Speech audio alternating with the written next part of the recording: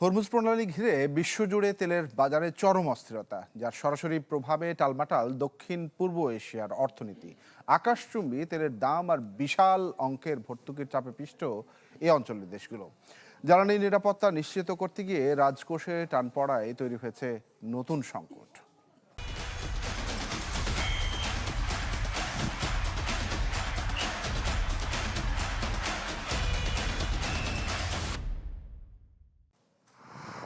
Hormuz প্রণালী বন্ধের জেরে বিশ্ববাজারে জ্বালানি তেলের অস্বাভাবিক মূল্য বৃদ্ধিতে সংকটে দক্ষিণ পূর্ব এশিয়ার দেশগুলো।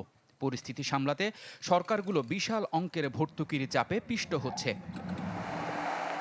পরিসংখ্যান বলছে এ অঞ্চলে জীবাশ্ম জ্বালানিতে ভর্তুকির পরিমাণ $350 বিলিয়নেরও বেশি, যা দেশগুলোর মোট জিডিপির 8%।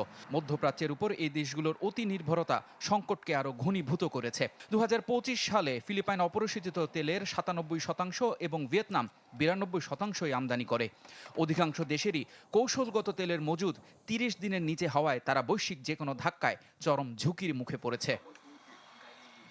সংকট মোকাবেলায় এ বছরের এপ্রিল থেকে ইন্দোনেশিয়া ও মালয়েশিয়া তেলের ব্যবহারে বিধিনিষেধ ও ক্রয় সীমা নির্ধারণ করে দিয়েছে। থাইল্যান্ডের তেল তহবিল মাত্র 1 মাসের ব্যবধানে বড় ধরনের উদ্বৃত্ত থেকে 65 বিলিয়ন বাথ ঘাটতিতে পড়েছে।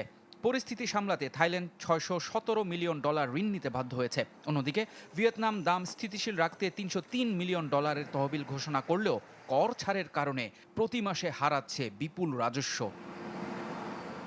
বিশেষজ্ঞরা বলছেন, গণহারে ভর্তুকি দেওয়া অত্যন্ত ব্যয়বহুল এবং অকার্যকর।